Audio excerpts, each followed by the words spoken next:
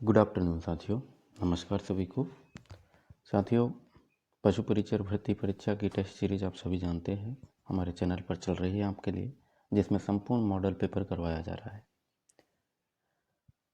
Model paper number 6 का हमने part 1 कर लिया था और अब बारी है पार्ट 2 की, जिसमें कंप्लीट करवाया जाएगा। परीक्षा नज़दीक आ गई है मेरे दोस्त, अब टेस्ट देना ज़रूरी है। सफलता पाने के लिए टेस्ट देना बहुत ही ज़रूरी है, क्योंकि इसके बिना सफलता मिल ही नहीं सकती। आप किसी भी टॉपर से पूछिएगा कि टेस्ट देना कितना ज़रूरी होता है। एग्ज़ाम से पहले एग्ज़ाम देना बहुत ज़रूरी है।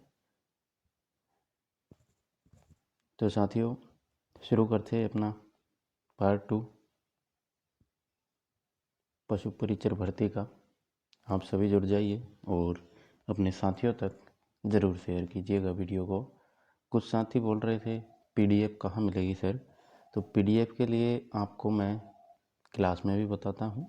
पीडीएफ के लिए आपको इंस्टाग्राम पर मैसेज करना होगा। पीडीएफ के लिए आपको इंस्टाग्राम पर मैसेज कीजिएगा, कमेंट में पीडीएफ ना मांगे। पीडीएफ के लिए आप इंस्टाग्राम पर आए, वहाँ पर संपर्क करें, वहाँ पर आपको पीडीएफ उपलब्ध हो जाएगी। और कोई भी डाउट है तो आप इंस्टाग्राम पर मैसेज हमसे जुड़ सकते हैं, बातें कर सकते हैं, ठीक है। तो ये डाउट आपका क्लियर हो गया। पिछले पार्ट 1 में कुछ साथियों ने कहा था, तो उन सभी के लिए है ये, ठीक है।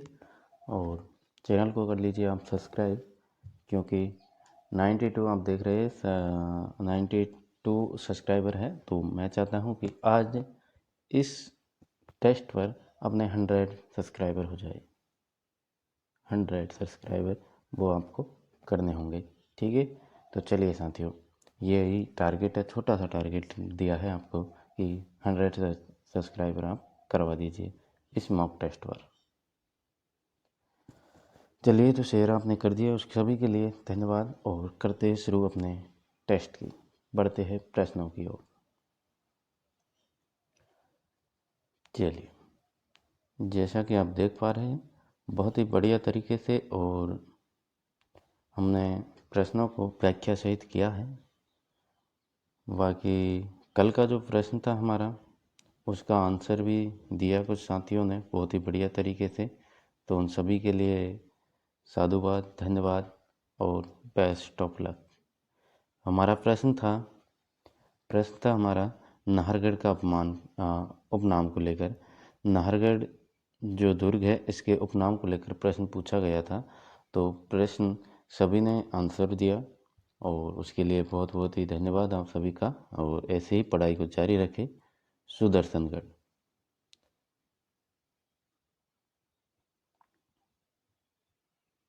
सुदर्शनगढ़ बताया, तो वो बिल्कुल सही जवाब था आप सभी का। आप सभी के लिए बहुत शुभकामनाएं और बेस्ट ऑफ लक, ठीक है। तो सुदर्शनगढ़ बिल्कुल सही बताया। तो चलिए, हम सभी के लिए बेस्ट ऑफ लक। और बहुत ही बढ़िया तरीके से, जैसे आप देख पा रहे हैं, हमने संपूर्ण व्याख्या के माध्यम से ट्रिकों के माध्यम से आपको याद करवाया। और मुझे पूर्ण विश्वास है कि आपको प्रश्न याद होंगे। ये ट्रिक याद है या नहीं? बेटी हाथ छोड़ जामना आया, जामना आया, बेटी हाथ छोड़ जामना आया। ये ट्रिक थी आपके दामना आभूषण स्त्रियों के ये उंगलियों के आभूषण की ट्रिक थी। ये प्रश्न था हमारा, दामना आभूषण स्त्रियों के किस शरीर के किस भाग में पहनी जाती है।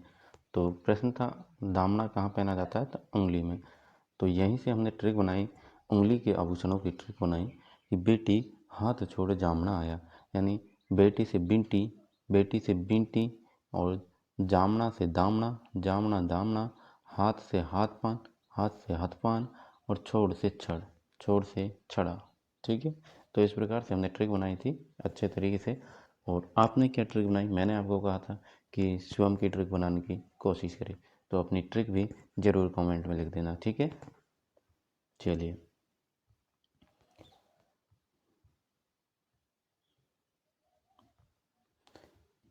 हाँ जी, बिल्कुल। हाँ, हमने 50 प्रश्न कर लिए थे। 51वां प्रश्न से हम शुरुआत करते हैं। ठीक, तो चलिए करते हैं शुरुआत। ये है हमारा पार्ट 2 का, यहाँ से स्टार्ट होता है और बहुत ही बढ़िया तरीके से हम करेंगे। आप सभी जानते हैं कि टेस्ट सीरीज़ आप RWS क्लासेस की जो टेस्ट सीरीज़ है उसकी अहमियत क्या है। तो हमारा आज का प्रश्न है 51। नवीन राज्य पुनर्गठन के बाद 7 अगस्त 2023 से राज्य में संभागों की स्थिति क्या है। तो आप सभी जानते हैं मेरे दोस्त। ठीक है, तो इस प्रश्न का आंसर तो आप सभी को आता है। बिल्कुल, ये थोड़ा हटा देते हैं अपन। राज्य में कुल 10 संभाग हो गए हैं, बिल्कुल सही जवाब है। बांसवाड़ा, पाली, सीकर नए संभाग बने हैं। बांसवाड़ा, पाली, सीकर नए संभाग बना है, ये भी सही है, ये भी सही है। अच्छा, तीसरा पॉइंट है, ऑप्शन है कि बांसवाड़ा संभाग में डूंगरपुर, प्रतापगढ़, बांसवाड़ा सहित 3 जिले आते हैं, ये भी बिल्कुल सही हो जाएगा। और पाली संभाग में जालौर, सिरोही, सांचौर, पाली सहित कुल 4 जिले आते हैं, ये भी सही हो जाएगा। तो इस प्रश्न में ये चारों ऑप्शन ही आपके सही हो जाएंगे। चारों 1, 2, 3 और 4, ABCD चारों ही सही हो जाएंगे। एक ट्रिक मुझे याद है जो मैंने बनाई थी जब मैंने पढ़ा था इनको, कि जो 3 संभाग बने हैं इनको याद करने की ट्रिक बनाई थी, वो मैं आपके साथ शेयर करना चाहूँगा दोस्तों। तो बांसवाड़ा, पाली और सीकर, तो इसको याद करने की ट्रिक बनाई थी हमने।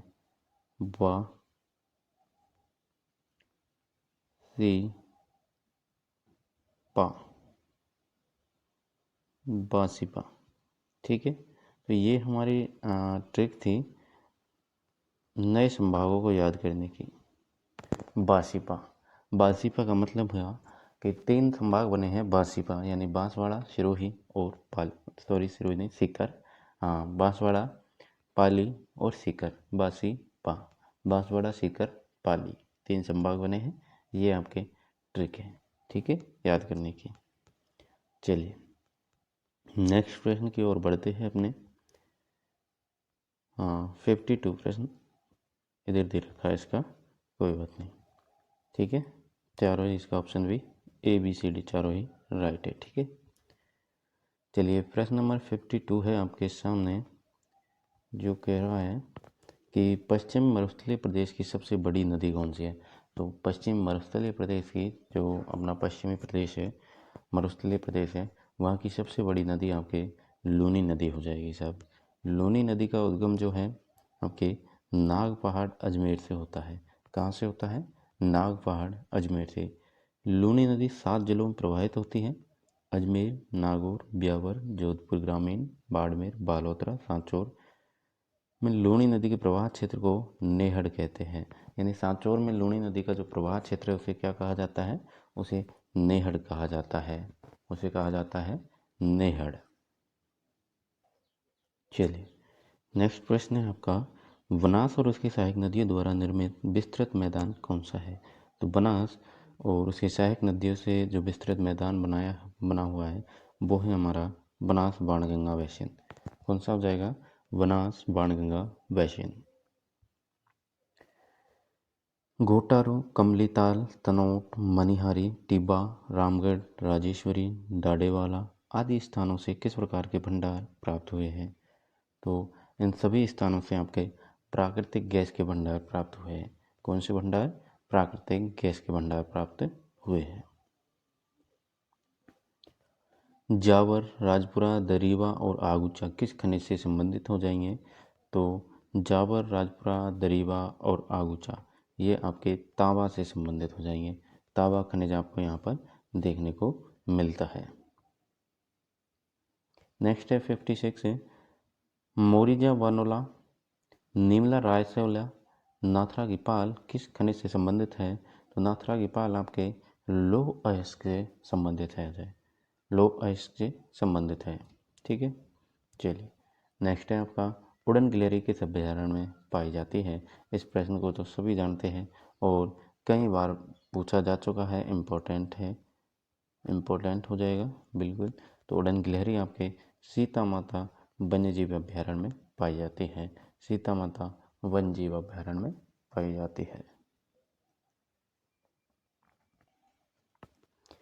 चलिए नेक्स्ट प्रश्न की ओर बढ़ते हैं अपने। 58वां प्रश्न है आपके, विश्व में राजस्थान किस गोलार्ध में स्थित है? तो राजस्थान आपके उत्तरी पूर्वी गोलार्ध में स्थित है। कहाँ स्थित है? उत्तरी पूर्वी गोलार्ध में स्थित है अगर विश्व में देखा जाए तो। ठीक है, चलिए सीप क्या है? हाँ सभी जानते हैं, सीप अनुदैर्घ्य बालू का स्तूप है। बरखान के निर्माण में जब पवन की दिशा में परिवर्तन होता है तो बरखान की भुजा आगे की ओर बढ़ जाती है, जिसे सीप कहा जाता है। चलिए नेक्स्ट प्रश्न है आपका, चारों ओर से पहाड़ियों से घिरे हुए उदयपुर बेसिन को स्थानीय भाषा में किस नाम से जाना जाता है? तो गीरवा के नाम से जाना जाता है। गीरवा की पहाड़ी आप सभी जानते हैं उदयपुर में स्थित है। उदयपुर क्षेत्र में तस्तरीनुमा आकृति वाले पहाड़ों की मेखला यानी श्रृंखला को स्थानीय भाषा में गीरवा कहते हैं और इसलिए गीरवा की पहाड़ी कहाँ पर स्थित है? उदयपुर में। ठीक है, चलिए भारतीय मौसम विभाग की वेधशाला राजस्थान में कहाँ स्थित है? तो मौसम विभाग की वेधशाला आपके जयपुर में स्थित है। जयपुर में आपके भारतीय मौसम विभाग की वेधशाला स्थित है और वहीं से आपको पता चलता है मौसम के बारे में, आपको जानकारी भी मिलती है। ठीक है, चलिए नेक्स्ट प्रश्न है आपका 87। ईमेल BCC व CC कॉलम का अर्थ क्या होता है? ये आपका कंप्यूटर का प्रश्न हो गया। ठीक है, तो ईमेल में BCC और CC कॉलम का अर्थ क्या होता है? तो ये आपके हो जाएगा option number 2, blind carbon copy में कार्बन कॉपी होता है। B से ब्लाइंड हो जाएगा कार्बन कॉपी, CC से कार्बन कॉपी हो जाएगा, कार्बन कॉपी हो जाएगा और CC कार्बन कॉपी। B अगर जुड़ता है तो ब्लाइंड कार्बन कॉपी बोल देंगे। सिंपल, आपको इन्हीं शब्दों से याद हो रहा है, इन्हीं से मतलब निकल रहा है बिल्कुल सिंपल सा कि ब्लाइंड कार्बन कॉपी और कार्बन कॉपी। ठीक है, तो VCC और CC का अर्थ आप समझ सकते हैं। इनके बिल्कुल प्रश्न को देखते ही आपको कॉमन सेंस लगाने की ज़रूरत है थोड़ी सी, और आपका प्रश्न में ही आंसर छुपा हुआ है। ठीक है, चलिए तो बढ़ते हैं आगे। निम्न तापी इंजनों का अनुप्रयोग किया जाता है। तो निम्न तापी जो इंजन होते हैं उनका अनुप्रयोग रॉकेटों में किया जाता है।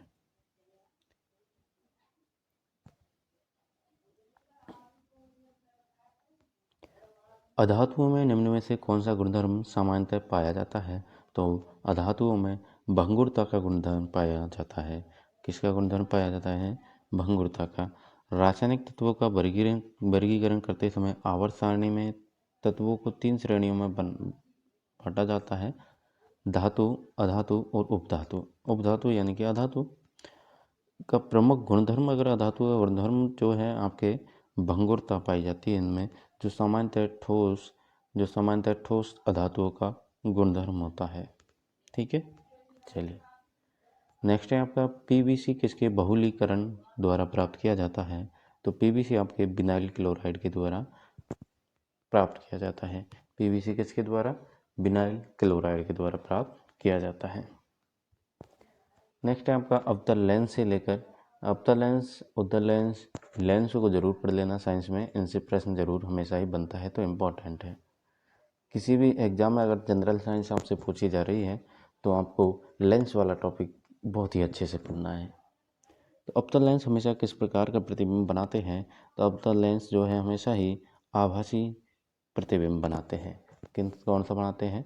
आभासी प्रतिबिंब। उत्तल लेंस द्वारा वास्तविक और आभासी दोनों प्रकार के प्रतिबिंब बनते हैं, जबकि अवतल लेंस द्वारा केवल आभासी प्रतिबिंब बनता है।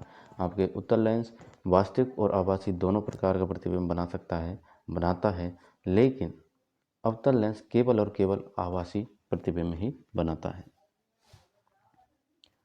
नेक्स्ट है आपका जूम लेंस क्या होता है? तो जूम लेंस आपके यह एक परिवर्तित फोकस दूरी वाला लेंस होता है। जूम लेंस क्या होता है? फोकस दूरी को परिवर्तित करता है, परिवर्तित फोकस दूरी वाला लेंस होता है। जूम जूम यानी फोकस दूरी को परिवर्तित करना। जूम करना एक प्रकार से दूरी को परिवर्तित करता है ना, जूम करके, है ना, दूरी को नज़दीक करता है, तो वही है परिवर्तित फोकस दूरी वाला लेंस होता है जूम लेंस। ठीक है, चलिए नेक्स्ट प्रश्न पर बढ़ते हैं अपने। 93 प्रश्न है आपकी स्क्रीन पर कि बिजली के बल्ब के फिलामेंट के निर्माण के लिए टंगस्टन का प्रयोग किया जाता है क्योंकि यह एक सस्ती होती है, यह सस्ती होती है, इसलिए टंगस्टन का प्रयोग किया जाता है फिलामेंट के निर्माण के लिए। चलिए नेक्स्ट प्रश्न देखते हैं अपना। नेक्स्ट प्रश्न है आपका, विद्युत बल्ब का फिलामेंट किससे बनता है? तो विद्युत बल्ब का जो फिलामेंट होता है वो किससे बनता है? तो वो आपके टंगस्टन से बनता है। और क्यों बनाते हैं? क्योंकि ये सस्ता होता है, इसलिए टंगस्टन का यूज़ किया जाता है। विद्युत बल्ब का फिलामेंट टंगस्टन धातु का बना होता है और सस्ता होने की वजह से इसे यूज़ करते हैं। ठीक है, क्योंकि इससे ऊपर वाला प्रश्न अपना यही पूछ रहा था कि फिलामेंट के निर्माण के लिए टंगस्टन का प्रयोग किया जाता है। क्यों किया जाता है? क्योंकि यह सस्ता होता है। ठीक है, चलिए नेक्स्ट है आपका, हाल ही में भारत के 16वें वित्त आयोग के अध्यक्ष अरविंद पनगड़िया बने हैं। इनका संबंध राजस्थान के किस जिले से है? तो इनका संबंध आपके भीलवाड़ा जिले से है। जो हमारे अध्यक्ष है अरविंद पनगड़िया जी, अरविंद पनगड़िया जी कहाँ से हो जाएंगे? भीलवाड़ा से संबंध रखते हैं। 16वें वित्त आयोग के अध्यक्ष बने हैं। ठीक है, नेक्स्ट है आपका, राजस्थान के किस नदी परियोजना पर भारत की सबसे लंबी पानी की सुरंग बनाई जा रही है? तो राजस्थान के आपके परवन नदी परियोजना पर भारत की सबसे लंबी पानी की सुरंग बनाई जा रही है परवन नदी पर। परवन नदी पर भारत की सबसे लंबी, याद रखिएगा, अपने राजस्थान में परवन नदी पर आपके भारत की सबसे लंबी पानी की सुरंग बनाई जा रही है। इम्पोर्टेंट प्रश्न है, सीईटी के लिए भी इम्पोर्टेंट है ये, सीईटी और पशु परिचय दोनों के लिए इम्पोर्टेंट है। ठीक है, चलिए नेक्स्ट प्रश्न है आपका, पद्मश्री से 2024 से सम्मानित राजस्थानी है। तो पद्मश्री 2024 से सम्मानित राजस्थानी कौन कौन से हैं, ये आपको छांटना है। तो जानकीलाल जी भांड भी राजस्थान से, अली मोहम्मद, गनी मोहम्मद और माया टंडन, लक्ष्मण भट्ट तेलंग, ये तीनों ही हमारे राजस्थान से जिन्हें पद्मश्री 2024 से सम्मानित किया गया है। नेक्स्ट प्रश्न है आपका 98वां, जनवरी 2024 में किस देश के राष्ट्रपति ने अपनी भारत यात्रा की शुरुआत राजस्थान से की थी? तो ये हमारे थे फ्रांस के, कहाँ के थे? फ्रांस के। जनवरी 2024 में फ्रांस देश के राष्ट्रपति ने अपनी भारत यात्रा की शुरुआत राजस्थान से की थी। ठीक है, तो जब फ्रांस का राष्ट्रपति जनवरी 2024 में भारत की यात्रा करने आता है तो उस टाइम जो शुरुआत की थी वो हमारे राजस्थान से शुरुआत की गई थी। ठीक है, चलिए बढ़ते हैं। नेक्स्ट प्रश्न है आपका 99, भारत आभूषण पुरस्कार 2023 से किसे सम्मानित किया गया है? तो भारत विभूषण है ना, भूषण, अरे यार क्या बोल रहा हूँ, हाँ थोड़ी टंग मिस्टेक हो जाती है, तो आप सभी देख सकते हैं भारत भूषण।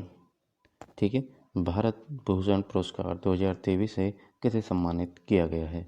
तो आपके दिवेश पथ सरिया को किसे सम्मानित किया गया है? भारत भूषण पुरस्कार 2023 से दिवेश पथ सरिया को, भारत भूषण पुरस्कार से सम्मानित किया गया है। अब आ जाइए अपने एनिमल हस्बेंड्री के प्रश्न, यहाँ से स्टार्ट होते हैं। और ठीक है, एनिमल हस्बेंड्री के अभी नहीं, अभी और आगे से होंगे। वैसे ऊँट अनुसंधान केंद्र जैसे प्रश्न है तो ये आपके एनिमल हस्बेंड्री का भी है और आर्ट एंड कल्चर का भी है, तो दोनों का ही कॉम्बिनेशन है। ठीक है, तो राष्ट्रीय ऊँट अनुसंधान केंद्र कहाँ स्थित है? आपके बीकानेर में स्थित है। कहाँ स्थित है? बीकानेर में। ठीक है, चलिए नेक्स्ट है आपका, राजस्व बोर्ड का मुख्यालय कहाँ स्थित है? तो राजस्व बोर्ड का मुख्यालय आपके अजमेर में हो जाएगा। राजस्व बोर्ड का मुख्यालय आपके अजमेर हो जाएगा। और राजस्व बोर्ड का जो कार्य है वो क्या है? तो राजस्व विभाग आप सभी जानते हैं क्या काम करवाता है? पशु जनगणना,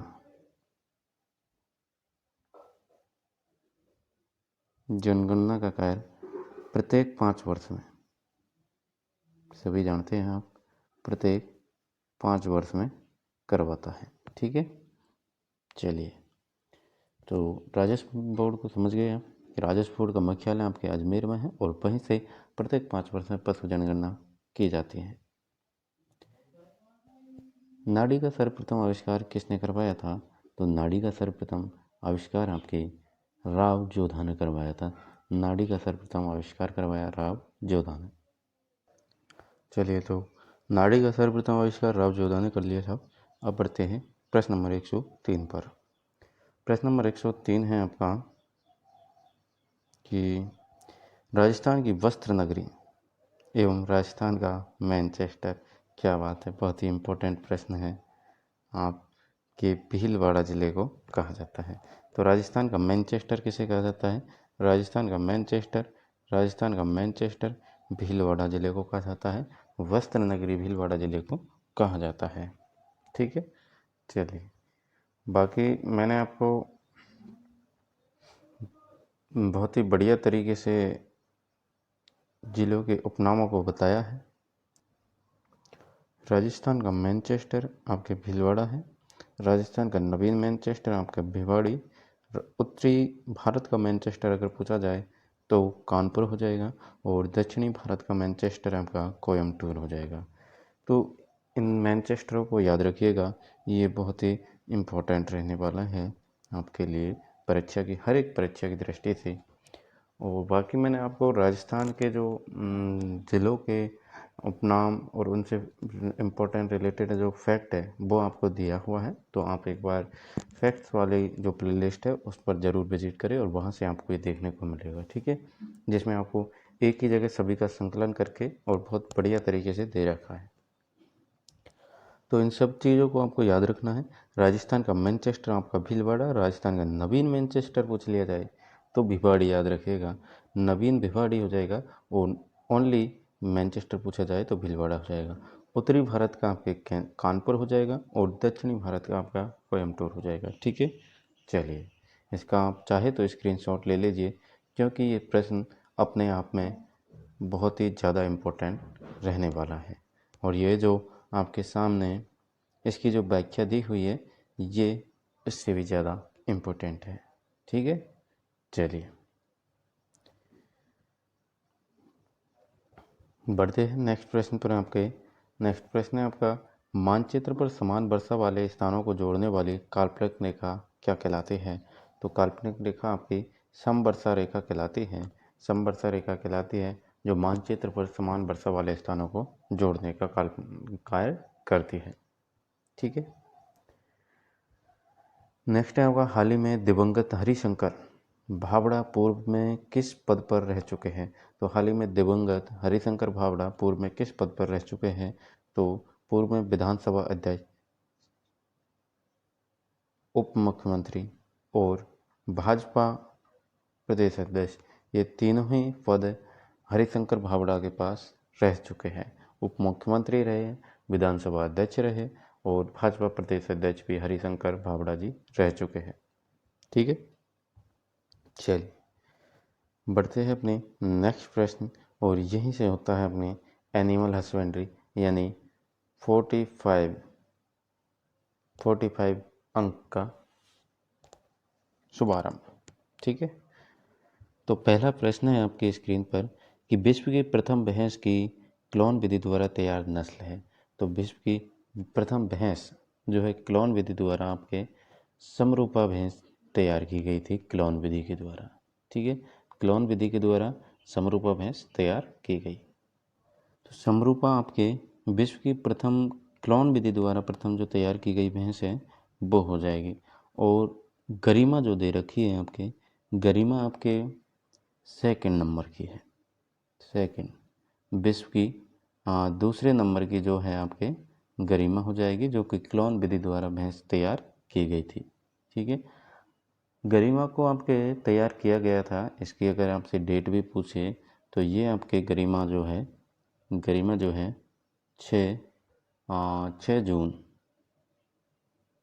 6 जून 2009 को तैयार की गई थी। 2009 2009 को तैयार की गई थी क्लोन विधि द्वारा। ठीक है, तो याद रखिएगा, डेट भी अगर पूछ लिया जाए तो 6 जून 2009 को गरिमा, जो कि विश्व की क्लोन विधि द्वारा दूसरे नंबर की भैंस थी, तैयार की गई, और पहले नंबर की आपकी कौन सी हो जाएगी, समरूपा हो जाएगी। ठीक है, दूसरा शब्द है आपके प्रथम। प्रथम, तो इसके बारे में भी बता देते हैं आपको, प्रथम, है ना। चलिए, तो प्रथम से क्या है, प्रथम है मेरे दोस्त IVF पद्धति से विश्व की जो प्रथम भैंस तैयार की गई थी, IVF पद्धति से, कौन सी पद्धति हो जाएगी, IVF पद्धति से तैयार की गई विश्व की प्रथम भैंस थी, विश्व की प्रथम भैंस, जिसका नाम भी क्या रखा गया, प्रथम। तो IVF पद्धति से तैयार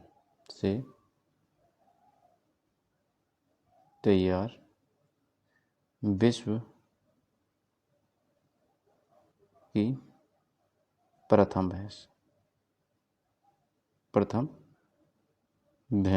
ठीक है, तो IVF पद्धति से तैयार विश्व की प्रथम भैंस कौन सी हो जाएगी, आपके प्रथम।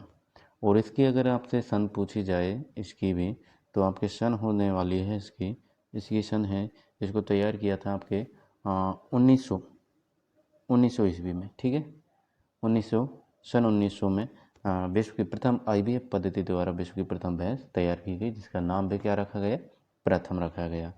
गरिमा आपके क्लोन विधि द्वारा सेकंड जो भैंस थी, सेकंड नंबर की, और समरूपा आपके क्लोन विधि द्वारा फर्स्ट नंबर की भैंस हो जाएगी। ठीक है, तो इन तीनों को याद रखिएगा, कन्फ्यूजन बिल्कुल भी नहीं पालिएगा। ठीक है, और मेहसाणा आप सभी जानते हैं ये नस्ल हो जाएगी। चलिए, तो इस प्रश्न की व्याख्या आपको अच्छे से समझ आ गई होगी, एक एक शब्द हमने अच्छे से समझ लिया है। तो इसी पे वीडियो को लाइक कीजिए और शेयर ज़रूर कीजिए, अपने साथियों तक ज़रूर पहुंचाएं, और चैनल को सब्सक्राइब करें ताकि हमें मोटिवेशन मिले आपके लिए इसी तरह की टेस्ट सीरीज और अच्छे अच्छे टॉपिक्स को आपके साथ शेयर करने का। ठीक है, चलिए तो बढ़ते हैं। नेक्स्ट प्रश्न है आपका, 107वां निम्न में से कौन सी एक गाय की दुधारू नस्ल है। गाय की दुधारू नस्ल कौन सी है, तो गिर गाय जो है आपकी दुधारू नस्ल हो जाएगी। अब इसके लिए मैंने आपको ट्रिक बताई हुई है, ट्रिक क्या है वो मैं आपको समझा देता हूँ। दुधारू नस्ल, जीविकाजी नस्ल और भारवाहक नस्ल, इन तीनों को याद करने की बहुत ही बढ़िया तरीके से ट्रिक मैं आपको शेयर करूँगा। ठीक है, लेकिन अभी हम दुधारू नस्लों की ट्रिक ही शेयर करेंगे, क्योंकि तीनों की ट्रिक को शेयर करना और फिर उन ट्रिकों से हर एक शब्द से एक नस्ल निकालने के लिए बहुत ज़्यादा टाइम लग जाएगा, तो क्लास हो जाएगी लंबी। उसके लिए हम गाय की नस्ल जब पढ़ेंगे, वैसे दे रखा है मैंने शायद प्लेलिस्ट में, और अगर नहीं दिया होगा तो गाय की नस्लों को लेकर एक वीडियो बनाएंगे जिसमें आपको इम्पोर्टेंट फैक्ट्स के माध्यम से संपूर्ण करवाया जाएगा और ट्रिकों के माध्यम से। ठीक है, चलिए, तो इसकी दुधारू की ट्रिक मैं आपको ज़रूर बताना चाहूँगा अभी कि दुधारू की ट्रिक क्या हो जाएगी। तो साथियों, आपके लिए गाय की नस्लों का वर्गीकरण कर देते हैं यहीं पर। जैसा कि मैं आपको बोला था कि दुधारू नस्ल का बताऊंगा, लेकिन फिर मैंने सोचा चलो तीनों का ही आज ही करते हैं ऑपरेशन। तो ये जो आप देख रहे हैं RWS क्लासेस की ट्रिक्स है, और बहुत ही अच्छे तरीके से आपको समझाने वाला हूँ। थोड़ा टाइम लगेगा, लेकिन क्लास तो लंबी होगी भाई, लेकिन एक एक शब्द को आपको समझना होगा। सबसे पहले तो मैं आपको कुछ कहानी के तौर पर इसे समझाऊं कि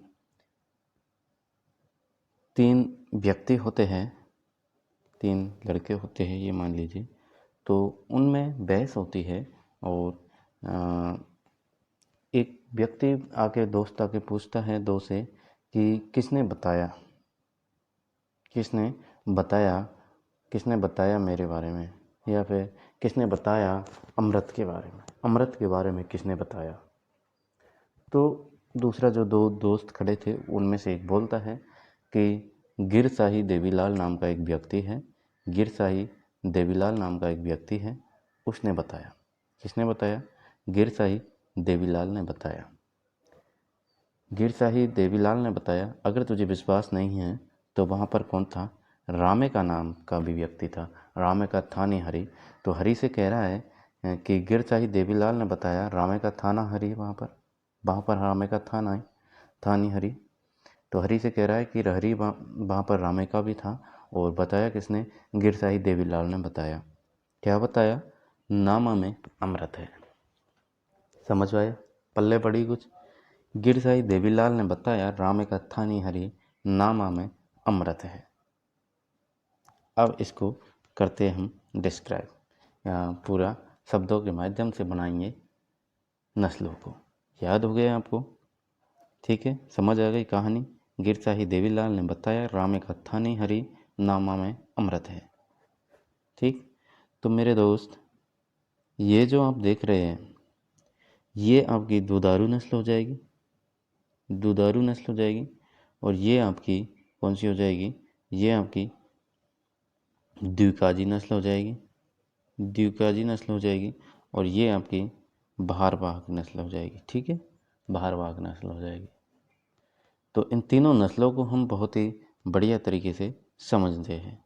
ठीक है, मैं उम्मीद करूँगा कि आप ध्यान से समझेंगे और याद भी होगी आपको। आज गाय की नस्लों का जो टॉपिक है, एक ही प्रश्न से आपको बहुत सारे प्रश्न क्लियर होने वाले हैं। ठीक है, तो दुधारू नस्लें आपकी गिर हो जाएगी, जैसा कि हमने ऑप्शन में देखा और इसे राइट किया। गिर के बाद है आपकी साहिवाल। कौन सी हो जाएगी? साहिवाल। एक सेकेंड, इसको अच्छे से लिख कर मैं आपको दिखाता हूँ। चलिए, तो देख सकते हैं आप, इस प्रकार से हमारी ट्रिक है। और सामने आपके लिखी हुई है, सामने क्या लिखी हुई है आपके? दुधारू नस्ल हो जाएंगी, फिर ये द्विकाजी नस्ल, और ये आपकी भारवाहक नस्ल। ठीक है, तो इनको ट्रिक के माध्यम से कैसे करेंगे आप? तो गिर से क्या हो जाएगी आपके? गिर हो गई। ठीक है, गिर से कौन सी हो गई आपके? गिर। ठीक तो ये हो गई आपकी गिर, और गिर हो गई। ठीक है, शाही से आपकी कौन सी हो जाएगी? साहिवाल हो जाएगी। देवी से कौन सी हो जाएगी? देवनी हो जाएगी। और लाल से कौन सी हो जाएगी आपके?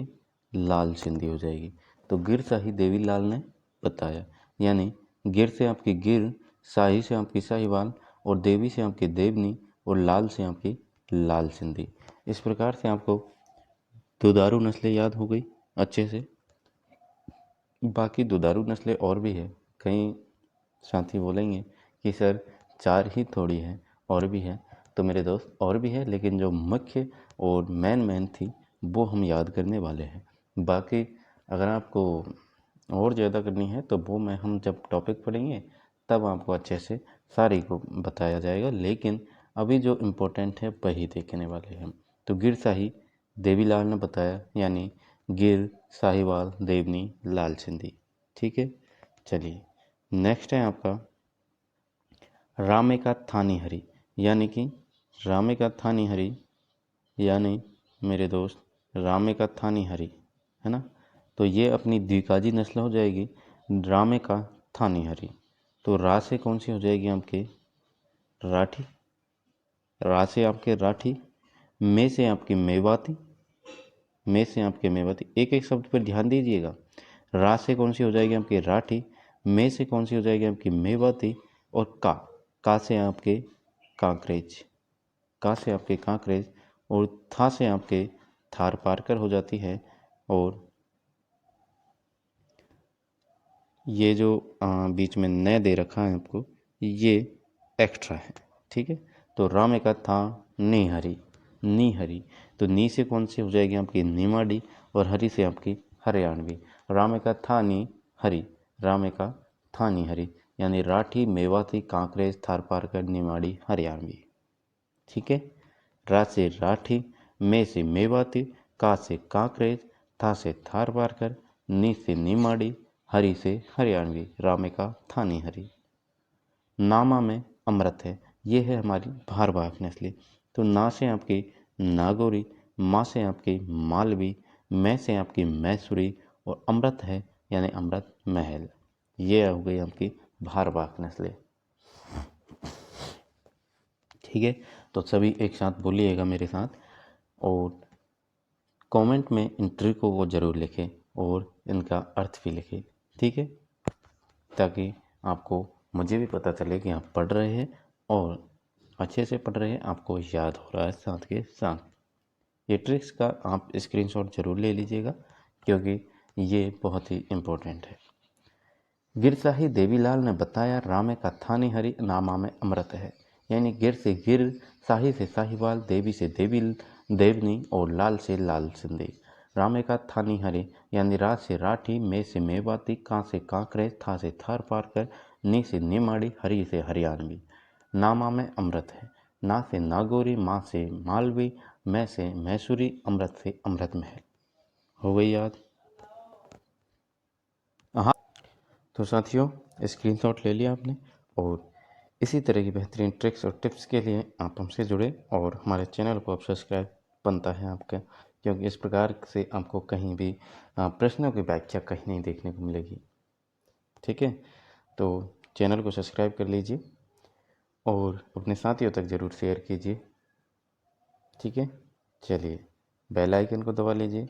आपको सभी को मालूम है कि आपके करंट अफेयर्स की क्लास भी आपको मिलती है। क्लास यानी कि मंथली करंट अफेयर्स की क्लास आपको मंथ कंप्लीट होने पर मिलती है और डेली करंट अफेयर्स की क्लास आपके रोज़ाना के सुबह के रोज़ जो सुविचार आपको दिया जाता है उसके बाद में आपके करंट अफेयर्स की शॉर्ट्स आपको दी जाती है, जिसमें आपके 5 से 10 इम्पोर्टेंट प्रश्न होते हैं, तो उनको ज़रूर देखिएगा। ठीक है, चलिए साथियों बढ़ते हैं अपने आगे के प्रश्न पर। इसी तरह की व्याख्या के लिए हमसे जुड़ जाइए।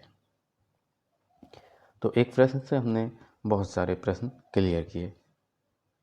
निम्न में से कौन सी गाय की दुधारू नस्ल है? तो अब आपको अगर ट्रिक याद है तो आप तुरंत कर जाएंगे कि गिरसाही देवीलाल ने बताया रामे का थानी हरी, रामे का थानी हरी नामा में अमृत है। तो आपको पता है गिरसाही देवीलाल ने बताया ये आपकी दुधारू की ट्रिक है और रामे का थानी हरी ये आपके द्विकाजी की ट्रिक है और नामा में अमृत है ये आपके भारवाही की ट्रिक है। तो आपसे पूछा है गाय की दुधारू नस्ल कौन सी है, दुधारू नस्ल कौन सी है, तो आपको ट्रिक याद है गिरसाही देवीलाल ने बताया, यानी सबसे पहला ही शब्द गिर आपके सही कर देता है। ठीक है, इसी प्रकार आपको अगर याद है हरामे का थानी हरी, तो का आपके कांकरे, हरी से आपका हरियाणवा, तो ये आपके दो द्विकाजी नस्ल हो गई है ना। और जो है नामा में अमृत है, तो ना से आपकी नागौरी, यानी कि ये आपकी कौन सी हो गई भारवाही नस्ल। तो इस प्रकार से ट्रिकों के माध्यम से मैंने पूरी कोशिश की है कि आपको बहुत ही अच्छे तरीके से नस्लें याद हो जाए, और उसके लिए मैं चाहता हूँ कि आप चैनल को सब्सक्राइब करें और कमेंट में ज़रूर लिखें इन ट्रिकों को। ठीक है, चलिए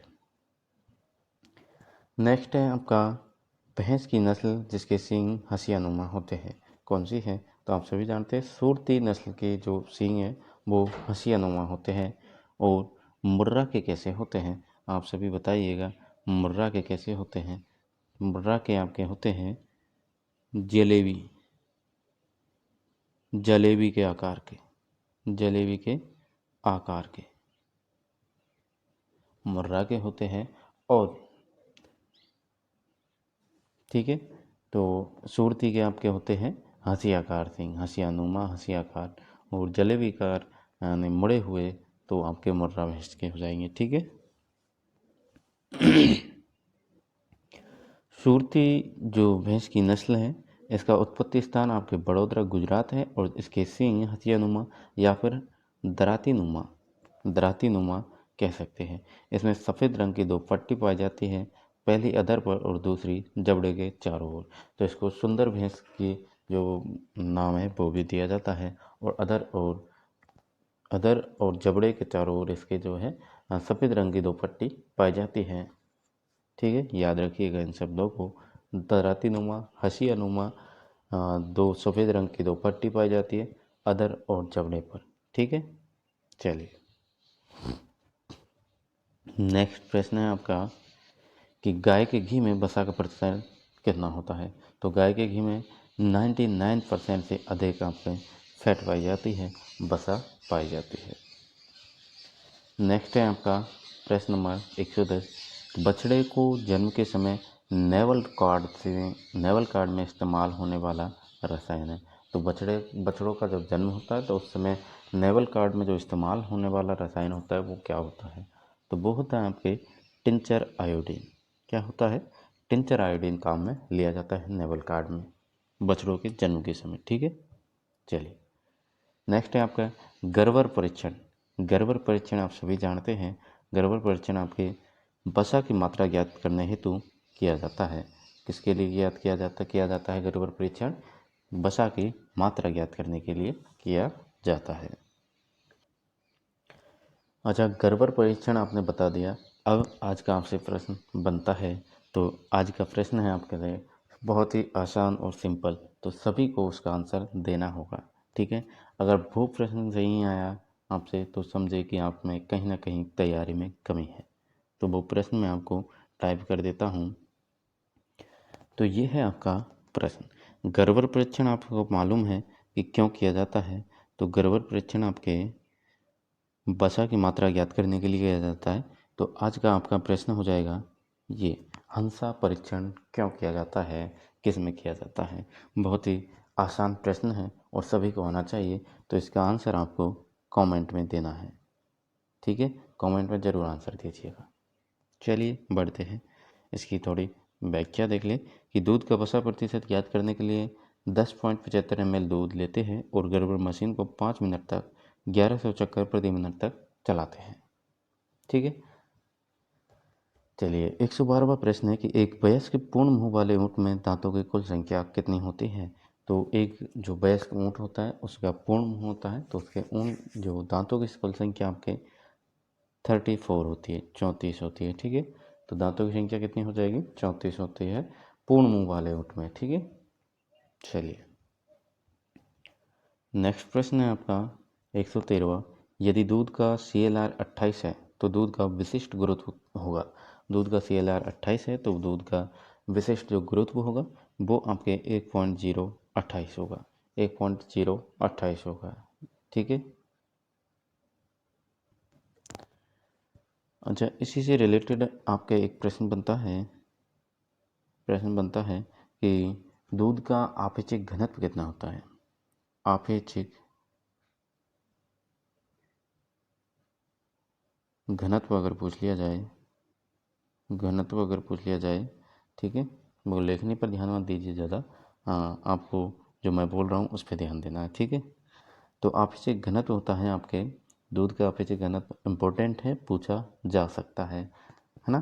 तो याद रखिएगा, ये होता है आपके 1.028 1.028 से ये होता है आपके 1.023 ये होता है आपके दूध का आपेक्षिक घनत्व।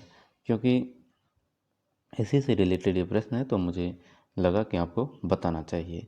तो यदि दूध का CLR 28 है तो दूध का विशिष्ट गुरुत्व कितना होगा, 1.028। और दूध का आपेक्षिक घनत्व अगर आपसे पूछा जाए तो आपको क्या बताना है, 1.028 से 1.023। ठीक है, याद रखिएगा। चलिए नेक्स्ट है आपका तावे के रंग का शरीर भैंस की किस नस्ल की विशेषता है। तो ये आपके भदावरी का है। भदावरी का रंग जो है तावे जैसा होता है।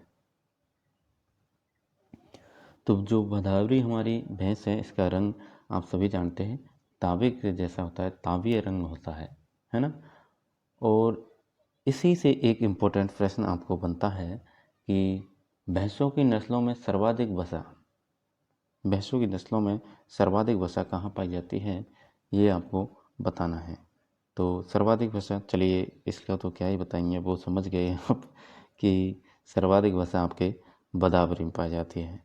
तो सबसे ज़्यादा वसा कहाँ, सबसे ज़्यादा जो भैंसों की नस्लों में पाई जाती है फैट, सबसे ज़्यादा बसा पाई जाती है।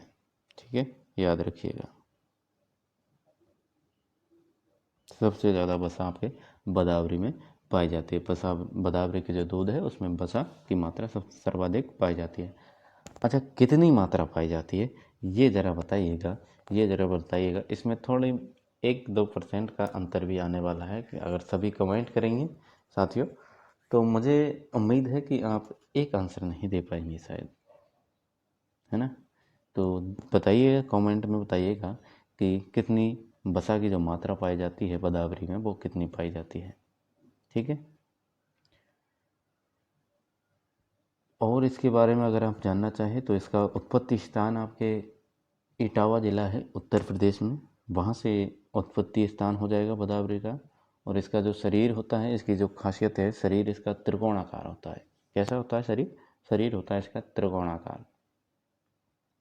दूध उत्पादन वैसे पूछेगा नहीं, लेकिन फिर भी 1100 से 1300 लीटर के समथिंग इसका दुग्ध उत्पादन होता है।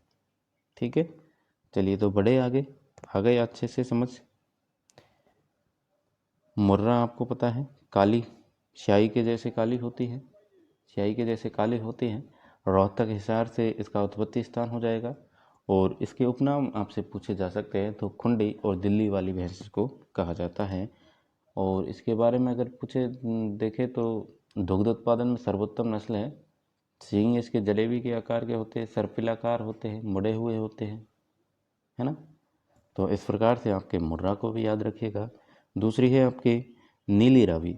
नीली रावी से प्रश्न बनने के पूरे पूरे चांस बनते हैं। तो प्रश्न क्या बनेगा कि नीली रावी को एक तो उपनाम इसका पूछ लिया जाएगा। तो उपनाम हो जाएगा इसका पंचकल्याणी हो जाएगा। और इसको कंची आँखों वाली कहा जाता है, सफ़ेद आँखों वाली कहा जाता है, याद रखिएगा। कंची आँख और सफ़ेद आँख, इनसे प्रश्न बनेगा। माथे पर सफ़ेद इसका टीका पाया जाता है। तो नीली रावी आपकी समझ आई। पंचकल्याणी उपनाम, सफ़ेद आँख, कंची आँख, माथे पर सफ़ेद टीका और थूथन और पैरों पर इसके सफ़ेद निशान के साथ काला रंग भी पाया जाता है। ठीक है, उत्पत्ति स्थान इसका पूछ लिया जाए तो आपके उत्पत्ति स्थान इसका हो जाएगा फिरोजपुरा पंजाब। फिरोजपुरा पंजाब उत्पत्ति स्थान कौन सा हो जाएगा? फिरोजपुरा पंजाब। तो इससे जो मैंने आपको बोलकर बताया है वो ज़रूर याद रखिएगा। सफ़ेद आँख, कंची आँख, उपनाम पंचकल्याणी। ठीक है, इन 3 शब्दों को ज़रूर याद रखिएगा। और इसका उत्पत्ति स्थान फिरोजपुरा पंजाब, क्योंकि पूरे पूरे चांस बनते हैं नीली आँखों और सफ़ेद आँखों पंचकल्याणी से प्रश्न बनने का। ठीक है, और कौन सा ऑप्शन था आपका? और आपका ऑप्शन बच रहा है कुंडी। तो कुंडी तो आप सभी जानते हैं, कुंडी, खुंडी, मुर्रा, दिल्ली वाली भैंस, ये सब एक ही है। ठीक है, कुंडी बोले या खुंडी बोले या दिल्ली वाली भैंस बोले या फिर मुर्रा बोल ले, ठीक है, तो ये एक ही है। चलिए तो बढ़ते हैं नेक्स्ट प्रश्न की ओर। व्याख्या अच्छी लगी ना? चलिए, रट या मस्त अवस्था किस पशु में देखने को मिलती है? रट में आना या मस्त में आना, मस्ती में आना। तो रट या मस्त आपके जो तो रट और मस्ती में की अवस्था में आपके ऊँट जो है रट और मस्ती में आते हैं। ये संभोग के एक मौसम के अनुसार वो है प्रक्रिया है।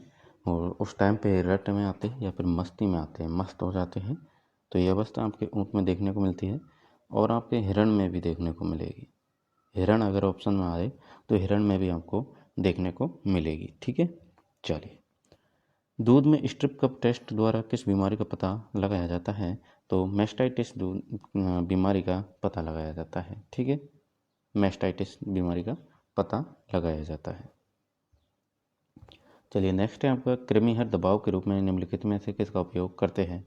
तो पोटेशियम परमैंगनेट का प्रयोग किया जाता है। नेक्स्ट है आपका आफरा किस प्रकार का रोग है? तो आफरा आपके आहार जनित रोग है। आहार जनित रोग है, बिल्कुल आप सभी कॉमन सेंस के माध्यम से इसे समझ सकते हैं। रिंजका की पाचनशीलता कम होती है, पशु द्वारा इसे अधिक खाने से आफरा हो जाता है। ये पशु का पेट संबंधित रोग है और इसमें पेट फूलता है आफरा में। आफरा के नियंत्रण के लिए होकारा कैनुला का प्रयोग किया जाता है। इस कैनुला का नाम याद रखिएगा, होकारा। आफरा के टाइम पे किस कैनुला का उपयोग किया जाता है? तो होकारा कैनुला का उपयोग किया जाता है। 119 है आपके सामने, पशुओं की आंतरिक परजीवी मारने के लिए कृमिनाशक दवा पिलाते हैं। यानी आंतरिक परजीवियों को मारने के लिए कृमिनाशक दवा आपके वर्ष में 2 बार पिलाई जाती है। कितनी बार? 2 बार पिलाई जाती है। अभिकालीन भेड़ की नस्ल तैयार की गई है। तो अभिकालीन भेड़ की नस्ल आपके मालपुरा और रैम्बुलेट के द्वारा तैयार की गई है। ये मैं आपको बता दूं, रैम्बुलेट में आपको एक और शब्द देखने को मिलेगा, फ्रेंच मैरिनो। फ्रेंच मैरिनो, तो कंफ्यूज ना होइएगा, फ्रेंच मैरिनो कहे या फिर रैम्बुलेट एक ही है। और फ्रेंच मैरिनो और मालपुरा, फ्रेंच मैरिनो और मालपुरा इन दोनों से आपके अभिकालीन विकसित हुई है। और अभिवस्त्र जो विकसित हुई है वो आपके चोकला मादा और रैम्बुल, यानी रैम्बुल आपके फ्रेंच मैरिनो, तो चोकला मादा और रैम्बुल इन दोनों से आपके अभिवस्त्र जो है विकसित हुई है टोंक में। ठीक है, चलिए, तो आ गया समझ। इस शब्द को याद रखिएगा, फ्रेंच मैरिनो को। अभिकालीन आपके मालपुरा और रैम्बुलेंट। अभिवस्त्र अगर पूछी जाए आपसे अभिवस्त्र, तो अभिवस्त्र आपके जो है चौकला और रैम्बुल, ठीक, इन दोनों से।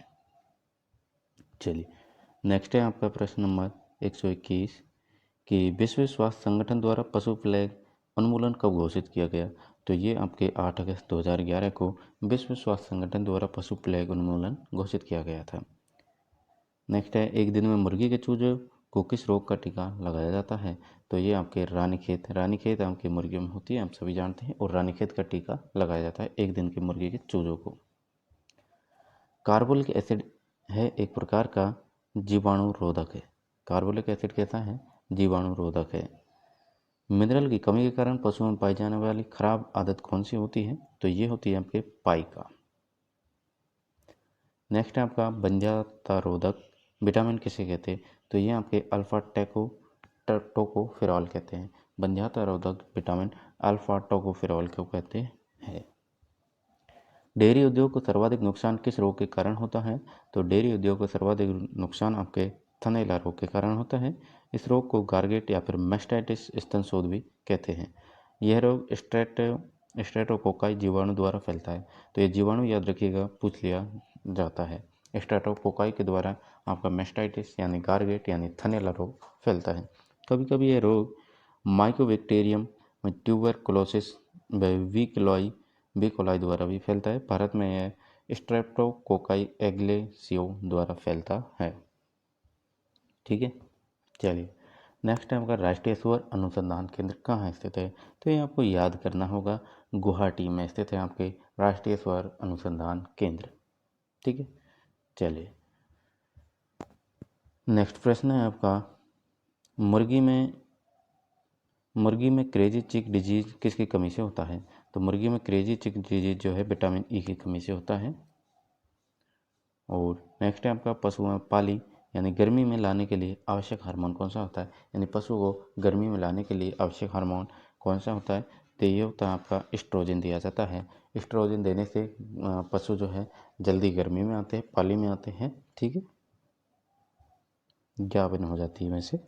ठीक, मवेशी में रिंडरपेस्ट व्याधि की उष्मायन अवधि कितनी होती है? तो रिंडरपेस्ट की जो अवधि होती है आपके 3 से 7 होती है, 3 से 7 दिन की आपके अवधि होती है। कानूनन मक्खन में नमी की प्रतिशत मात्रा किससे ज़्यादा नहीं होनी चाहिए? तो मक्खन में नमी की प्रतिशत मात्रा कानूनन तरीके से कितनी नहीं होनी, कैसे ज़्यादा नहीं होनी चाहिए? तो 20% से ज़्यादा नहीं होनी चाहिए। यदि दूध में शुद्ध लैक्टोमीटर रीडिंग 25 है तो दूध का विशिष्ट घनत्व कितना होगा? तो दूध का विशिष्ट घनत्व आपके 1.025 होगा, 1.025 होगा। ठीक है,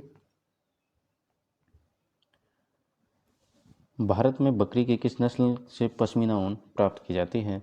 तो ये आपकी पश्मीना ऊन प्राप्त की जाती है, ये आपकी चांगथांगी जो नस्ल है ये इससे प्राप्त की जाती है पश्मीना। यह समशीतोष्ण हिमालय क्षेत्र की नस्ल है और यह ऊन सबसे कोमल व गर्म होती है। ठीक है। चांगथांगी से हम सबसे जो है बकरी की जो पश्मीना ऊन है वो प्राप्त करते हैं। हे में नमी की उपयुक्त मात्रा कितनी होती है? तो हे में नमी की उपयुक्त मात्रा आपके 15 से 20% होती है। कितनी होती है? 15 से 20% हे में नमी की मात्रा। हे में शुष्क पदार्थ की मात्रा 70 से 80% होती है और हे में विटामिन की कमी व विटामिन डी प्रचुर मात्रा में होता है। विटामिन की कमी होती है लेकिन विटामिन डी जो है प्रचुर मात्रा में पाया जाता है। हे हेतु आप जई की फसल उत्तम मान सकते हैं। निम्न में से युवा बछड़ी बछड़ा का रोग है, तो युवा बछड़ी बछड़ा का रोग आपके थिलोरियोसिस हो जाएगा। कौन सा हो जाएगा? थिलोरियोसिस हो जाएगा। निम्न में से कौन सा रोग सांड से संचारित होता है? तो ये आपके ब्रुसेलोसिस जो है सांड से संचारित होता है। नेक्स्ट है आपका रोमंथी पशु में अमाशय का प्रथम प्रकोष्ठ कहलाता है। तो रोमंथी पशु में अमाशय का प्रथम प्रकोष्ठ आपके रूमेन कहलाता है। क्या कहलाता है? रूमेन कहलाता है। इस प्रश्न से आपको एक प्रश्न और बनता है कि ओमेसम उपलब्ध नहीं होता, अनुपस्थित रहता है किसमें? आपको ऊँट, गाय, भैंस, बकरी दे दिया ऑप्शन, तो आपको क्या करना होगा? आपको करना होगा ऊँट। ऊँट में ओमेसम उपस्थित नहीं होता है। और ये जो आपका एबोमेजम है, इसे कौन सा अमाशय कहते हैं? इसे कहते हैं आपके सत्यामाशय। सत्यामाशय कहते हैं। ठीक है, चलिए पढ़ते हैं आगे। भारतीय भैंस के उत्थान हेतु प्रजनन की सही नीति क्या है? तो ये आपके चयनित प्रजनन है। चयनित प्रजनन आपके उत्तम नीति माननी चाहिए। लीवर फ्लूक द्वारा उत्पन्न रोग है, तो लीवर फ्लूक द्वारा एस्केरियासिस रोग होता है। कौन सा होता है? लीवर फ्लूक के द्वारा एस्केरियासिस रोग उत्पन्न होता है। रामपुर बुसायर किस पशु की नस्ल है? तो रामपुर बुसायर आपके भेड़ की नस्ल है। किसके? रामपुर बुसायर में भेड़ चरानी है। कहाँ चरानी है भेड़? रामपुर बुसायर में चरानी है साहब। रामपुर बुसायर भेड़ चरानी है। ठीक है। निम्न में से किसमें मूत्राशय अनुपस्थित होता है? तो मूत्राशय आपके मुर्गा में अनुपस्थित होता है। मुर्गा में मूत्राशय नहीं होता। ठीक है, मुर्गे में क्या नहीं होता? मूत्राशय नहीं होता है। नेक्स्ट है आपका निम्न में से किस प्रकार के दांत दुधारू पशु में नहीं होते? तो दुधारू पशु में आपके कृंतक दांत जो है नहीं होते। ये दांत गाय, भैंस, भेड़, बकरी के ऊपरी जबड़े में नहीं होते। यहाँ रिक्त स्थान होता है जिसे डेंटल पेड यानी दंत्युपुर कहते हैं। मानव गाय, भैंस, बकरी में कुल 32 दांत होते हैं। ठीक है, कुल कितने दांत होते हैं? 32 दांत होते हैं। लेकिन गाय, भैंस, भेड़, बकरी में ऊपरी जबड़े में जो कृंतक दांत हैं ये नहीं पाए जाते। इनकी जगह क्या पाया जाता है? डेंटल पेड पाया जाता है। ठीक, चलिए नेक्स्ट प्रश्न है आपका 143वां। बदियाकरण की किस विधि में बर्डीजो का उपयोग किया जाता है? तो आप सभी जानते हैं बंद विधि में आपके बर्डीजो जो उपकरण है आपका उसका प्रयोग किया जाता है। ठीक है, चलिए वह उपकरण जिसके माध्यम से केवल संदेश देखा जा सकता है वह है, तो विजुअल उपकरण हो जाएगा जिसमें संदेश देखा जा सकता है। भाई नॉर्मल कॉमन सेंस वाला प्रश्न है। चलिए बढ़ते आगे।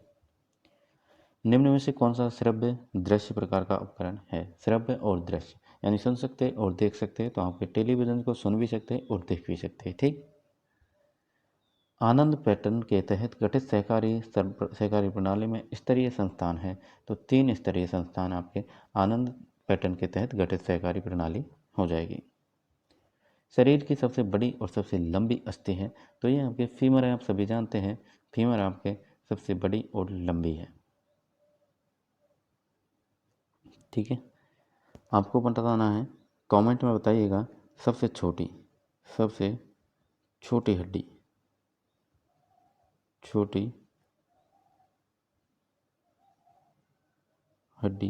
कौन सी है और कहाँ पाई जाती है। ठीक है, सबसे आसान प्रश्न है, बताइएगा कमेंट में कि आपके शरीर की सबसे लंबी और बड़ी जो अस्थि है वो आपके फीमर हो गई, जांग वाली। लेकिन अब आपको बताना है सबसे छोटी हड्डी कौन सी है और कहाँ पाई जाती है, उसका नाम आपको कमेंट में लिखना है। ठीक है, चलिए नेक्स्ट है आपका भैंस के सींगों पर छल्ले बनने प्रारंभ हो जाते। तो आप सभी जानते हैं 3 वर्ष की एज में भैंस के जो सींगों पर छल्ले बनने प्रारंभ हो जाते हैं और फिर हर वर्ष जो है एक छल्ला बनता है। ठीक है, तो जैसे ही छल्ला बनता है तो ये उपयोगी होते हैं आपके भैंस की उम्र ज्ञात करने में। भैंस की उम्र ज्ञात करने में जो छल्ले हैं उपयोगी होते हैं। लेकिन कभी कभी क्या करता है, व्यापारी जो लोग होते हैं वो भैंस के जो सींगों को घिस घिस कर उन छल्लों को मिटा देते हैं, और उनको मिटाने से उनकी उम्र का सही पता नहीं चल पाता है। तो आपको क्या करना है, आपको दांतों को देखकर जो पता लगाया जाता है वो सबसे सर्वाधिक उत्तम माना जाता है भैंस की उम्र को ज्ञात करने का। ठीक है, चलिए नेक्स्ट है आपका गाय भैंस की औसत आयु कितनी होती है। तो गाय भैंस की औसत आयु 20 से 23 वर्ष होती है। कितनी होती है, 20 से 23 वर्ष आपकी औसत आयु पाई जाती है। लास्ट एंड फाइनल प्रश्न है आपका 150वां। शरीर की वह सामान्य क्षमता जो उसे किसी रोग विशेष से लड़ने की शक्ति प्रदान करती है। आप सभी जानते हैं एंटीजन हो जाएगी, एंटीजन हो जाएगी। चलिए तो आपके हो गए 150 प्रश्न और आपका आज का पेपर होता है कंप्लीट। आपको कमेंट में देना है आंसर, सबसे छोटी हड्डी, है ना। और बहुत ही बढ़िया तरीके से हमने व्याख्या के माध्यम से, ट्रिकों के माध्यम से पेपर को कंप्लीट किया है। दूसरा एक प्रश्न है, इसका आपको जवाब देना है, हंसा परीक्षण क्यों किया जाता है। ठीक है, और बाकी आपको ये ट्रिक स्क्रीनशॉट ले लीजिए, याद है। गिर साही देवीलाल ने बताया रामे का था निहरी नामा में अमृत है, यानी गिर साहिवाल देवनी लाल सिंधी। रामे का था निहरी यानी रा से राठी, में से मेवाती, था से थार फाटकर, का से कांकरेज, नी से निमाड़ी और हरी से हरियाणवी। नामा में अमृत है यानी ना से नागौरी, माँ से मालवी, मैं से मैसूरी और अमृत से अमृत महल। देवदारू, द्विकाजी और भारवा। याद हो गई, ठीक है। इसी बात पर लाइक करिए, शेयर कीजिए अपने साथियों के साथ, अपने ग्रुपों में, ठीक है। और चैनल को सब्सक्राइब जरूर कीजिए। चलिए तो बहुत ही बढ़िया तरीके से हमारी क्लास कंप्लीट हो चुकी है, और मुझे उम्मीद है कि आपको प्रश्न जो है दोबारा देखने की ज़रूरत नहीं पड़ेगी। ट्रिकों के माध्यम से आपको जैसे ही ये प्रश्न आते हैं तो आप अच्छे से कर पाएंगे। ठीक है, चलिए तो साथियों, मिलते हैं आपसे नेक्स्ट टॉपिक के साथ नेक्स्ट वीडियो में। तब तक के लिए जय हिंद, जय भारत। चैनल को आपने सब्सक्राइब कर लिया है, बेल आइकन को दबा लिया है, मुझे उम्मीद का है पूरी। ठीक है साथियों, मिलते हैं नेक्स्ट वीडियो में।